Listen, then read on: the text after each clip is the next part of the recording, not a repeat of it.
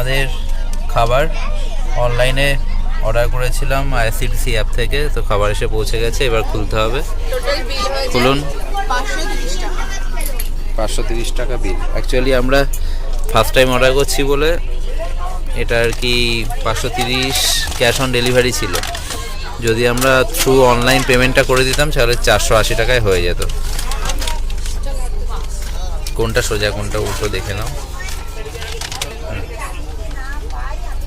তো একটা বেরিয়ে গেছে, পরে দেখছি কি কি আছে।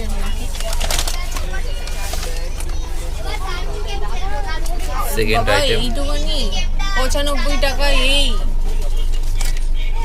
কি মটর পোলাও দিয়েছে, আরেকটা থালি, ভেজ থালি। দুটো ভেজ থালি আছে।